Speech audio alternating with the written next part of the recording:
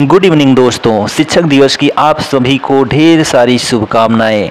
तो आज का जो सेशन है हमारा बिहार विविध का आखिरी सेशन है, यानी कि टोटल देखा जाए तो हम लोग बिहार विविध से 100 क्वेश्चन कंप्लीट करने वाले हैं। तो वीडियो को बिना स्किप किए पूरा ज़रूर देखिएगा, छोटा सा सेशन होता है आपके एग्ज़ाम के लिए। तो चलिए देखते हैं आज का सेशन। तो फर्स्ट क्वेश्चन है आज की डेट का, प्रथम भारतीय उपग्रह आर्यभट्ट कब छोड़ा गया था। तो जो आर्यभट्ट है यह 1975 में छोड़ा गया था। 19 अप्रैल 1975 को आर्यभट्ट को छोड़ा गया था, जिसको प्रथम भारतीय उपग्रह कहते हैं। यह किसके सहयोग से, ठीक है, तो रूस के सहयोग से छोड़ा गया था। भारत का प्रथम उपग्रह आर्यभट्ट बैकानूर में रूसी केंद्र से कॉस्मोस रॉकेट से 19 अप्रैल 1975 को छोड़ा गया था। इस उपग्रह के माध्यम से भारत में उपग्रह शैक्षणिक टेलीविज़न प्रयोग जो है प्रारंभ हुआ था। तो ऑप्शन जो आपका बी है एकदम करेक्ट है। रामेश्वरम किस राज्य का हिस्सा है, तो आप कहेंगे तमिलनाडु का है। रामेश्वरम तमिलनाडु का दक्षिणतम भाग है। कैसा भाग है, तो दक्षिणतम भाग है। विश्व में किस देश ने स्वयं को हिंदू राष्ट्र घोषित किया है, तो उसका नाम नेपाल है। क्या है, नेपाल। तो विश्व में किस देश ने, तो नेपाल देश ने स्वयं को हिंदू राष्ट्र घोषित किया है। ठीक, पूर्व में नेपाल ने स्वयं को हिंदू राष्ट्र घोषित किया था, किंतु अप्रैल 2006 की लोकतांत्रिक क्रांति की सफलता के उपरांत संसद ने 18 मई 2006 को नेपाल को धर्मनिरपेक्ष राज्य घोषित कर दिया। यानी कि सभी धर्म समान हैं, कोई विशेष धर्म यहाँ पर शासित नहीं है। ठीक है, चलिए नेक्स्ट क्वेश्चन। भारत में सिलिकॉन घाटी या सिलिकॉन वैली का नाम जो है वह किसे दिया जाता है। तो यहाँ पर जो ऑप्शन सी है बेंगलोर, इसको सिलिकॉन वैली सिलिकॉन घाटी कहा जाता है। तो कर्नाटक के बेंगलोर शहर को भारत के सिलिकॉन घाटी के रूप में या साइंस सिटी के रूप में भी जाना जाता है। निकोलस कॉपरनिकस प्रसिद्ध हैं, क्यों। तो ऑप्शन बी है यह बताने के लिए कि ग्रह सूर्य के चारों ओर चक्कर लगाती है, न कि पृथ्वी के। तो ग्रह जो हैं सूर्य का चक्कर लगाते हैं, पृथ्वी का नहीं। यह जो है कॉपरनिकस ने बताया था। देखिए, निकोलस कॉपरनिकस ने गणित और ज्योतिष के क्षेत्र में मिली सफलता के फलस्वरूप जो है टॉलमी की एक मान्यता का खंडन कर दिया कि पृथ्वी जो है ब्रह्मांड का केंद्र है। ठीक है, कॉपरनिकस ने सूर्य को ब्रह्मांड का केंद्र माना तथा यह बताया कि ब्रह्मांड के अन्य ग्रहों की भांति पृथ्वी भी सूर्य का चक्कर लगाती है। ठीक है, जो टॉलमी ने कहा था कि पृथ्वी जो है सभी ग्रहों का केंद्र है। ठीक है, तो ऐसा नहीं था, सूर्य जो है सभी ग्रहों का केंद्र था, ऐसा था, यह कॉपरनिकस ने बताया था। दक्षेस यानी कि सार्क आंदोलन शुरू करने का उद्देश्य क्या था, तो क्षेत्रीय सहयोग जो है उद्देश्य था। ठीक है, देखिए, बांग्लादेश के तत्कालीन राष्ट्रपति जिया उर रहमान की पहल पर 8 दिसंबर 1985 को स्थापित दक्षिण एशियाई क्षेत्रीय सहयोग संगठन, जिसको दक्षेस कहते हैं, south Asia association of regional cooperation, यानी कि जिसको सार्क कहते हैं, तो सार्क का फुल फॉर्म जान लीजिए, south Asia association of regional cooperation. ठीक है, चलिए इसका उद्देश्य क्या था, तो सदस्य देशों के साथ सहयोग में वृद्धि करना। सही कथन चुनो, तो यहाँ पर आर्यभट्टीय एक गणितज्ञ, ठीक है, गणितीय ग्रंथ है। आर्यभट्टीय एक गणितीय ग्रंथ है। ऑप्शन नंबर ए आपका एकदम सही है। ठीक है, आर्यभट्ट 5वीं सदी ईसा पूर्व के महान खगोल शास्त्री, गणितज्ञ तथा ज्योतिष शास्त्र थे, ज्योतिराचार्य थे। आर्यभट्टीय गणित संबंधी ग्रंथ है। लीलावती के रचनाकार भास्कर सेकंड हैं। ठीक है, पंच सिद्धांतिका के रचयिता वराह मिहिर थे, जो चंद्रगुप्त विक्रमादित्य के दरबार में थे।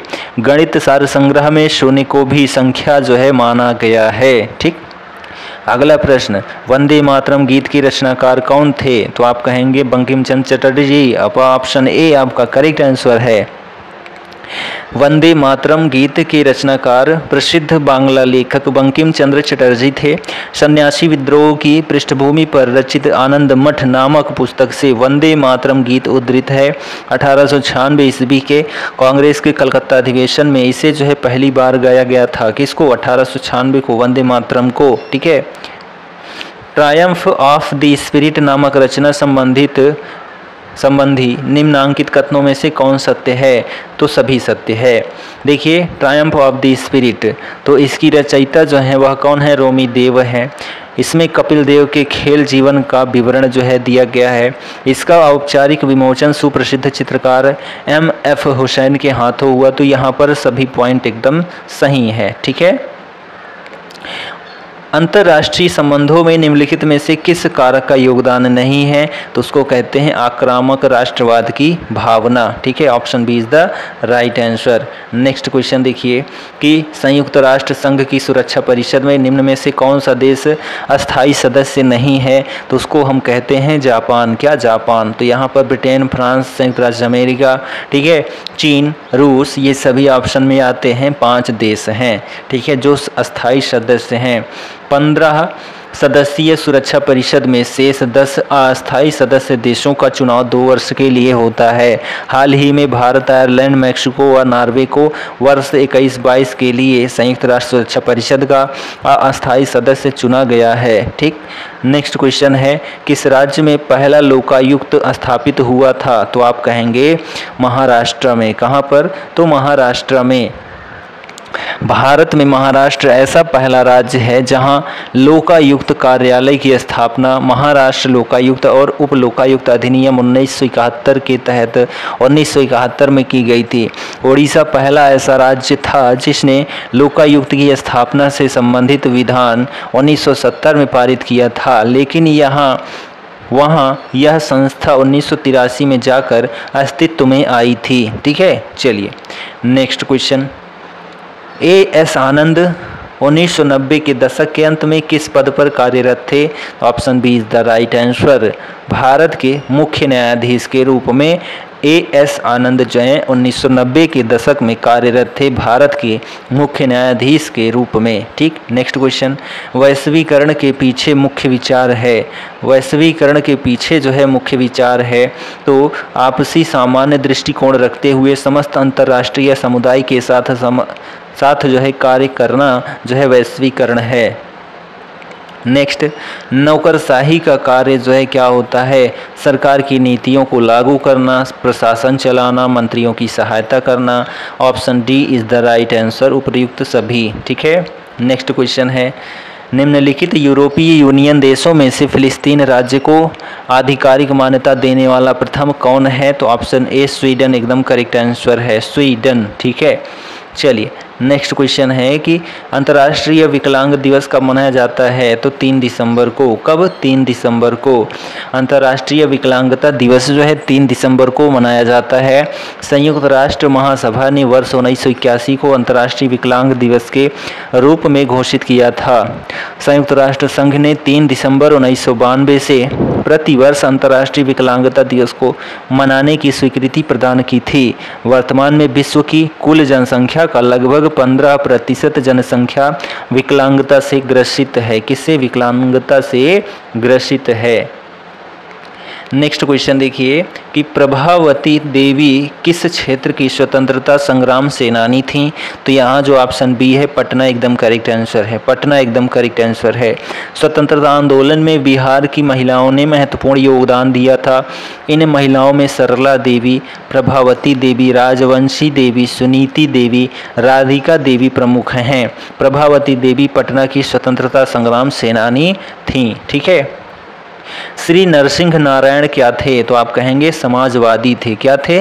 समाजवादी थे। श्री जगत नारायण लाल की पत्नी का नाम क्या था? तो ऑप्शन ए श्रीमती राम प्यारी था। क्या था? श्रीमती राम प्यारी था। श्री जगत नारायण लाल की पत्नी का नाम राम प्यारी देवी था। भारत छोड़ो आंदोलन के दौरान राम प्यारी देवी ने बांकीपुर में सभा को संबोधित किया था और लोगों से सरकारी नौकरी छोड़ने का आह्वान भी किया था। सूर्य ग्रहण तब होता है जब सूर्य ग्रहण तब होता है जब चंद्रमा बीच में हो, ठीक है। सूर्य और पृथ्वी के बीच में चंद्रमा आता है तब सूर्य ग्रहण होता है। सूर्य ग्रहण तब होता है जब चंद्रमा पृथ्वी का चक्कर लगाते हुए पृथ्वी और सूर्य के बीच में आ जाता है, जिसके कारण सूर्य का कुछ हिस्सा दृष्टिगोचर नहीं होता, तो कहा जाता है सूर्य ग्रहण लगा है। सबसे छोटा दिन कब होता है? तो 22 दिसंबर को सबसे छोटा दिन होता है, ठीक। तो 21 जून को उत्तरी गोलार्ध में सबसे लंबा दिन, दक्षिणी गोलार्ध में सबसे छोटा दिन होता है। कहाँ पर? 21 जून को। 22 दिसंबर को उत्तरी गोलार्ध में दिन की अवधि सबसे कम होती है, सबसे छोटा दिन हम कह सकते हैं, और दक्षिणी गोलार्ध में सबसे बड़ा दिन होता है, ठीक है। तो 23 सितंबर और 21 मार्च को दोनों दो गोलार्धों में दिन और रात की अवधि जो होती है समान होती है। कब? 23 सितंबर और 21 मार्च को उत्तरी गोलार्ध दक्षिणी गोलार्ध दोनों जगह जो हैं जो समय होता है वह बराबर होता है दिन और रात का, ठीक है। और 21 जून को उत्तरी गोलार्ध में सबसे लंबा दिन होता है, ठीक, और दक्षिणी गोलार्ध में सबसे छोटा होता है। 22 दिसंबर को उत्तरी गोलार्ध में जो है सबसे बड़ा दिन होता है, और जो है क्या होता है, ठीक है, 22 दिसंबर को उत्तरी गोलार्ध में जो दिन होता है सबसे छोटा होता है, और जो अर्थात सबसे छोटा दिन होता है, और दक्षिणी गोलार्ध में सबसे बड़ा दिन होता है 22 दिसंबर को। चलिए यहाँ पर हम आगे बढ़ते हैं। तो आगे बढ़ने की कोशिश हमको नहीं करनी है, यहाँ पर हमारा सेशन कंप्लीट होता है। हम लोगों ने यहाँ पर जो है इसमें आज की डेट में 22 क्वेश्चन देखा, 20+ क्वेश्चंस देखा। तो सेशन आपको छोटा सा था, कैसा लगा कमेंट करके ज़रूर बताएं। और चैनल पर हमारे नए हैं तो चैनल को सब्सक्राइब कर लीजिए, अपने दोस्तों में शेयर कर दीजिए। तो यहाँ पर BPSC के लिए आप जो है हमारे चैनल को सपोर्ट कर सकते हैं। चलिए मिलते हैं नेक्स्ट वीडियो में, तब तक के लिए जय हिंद, goodbye and take care.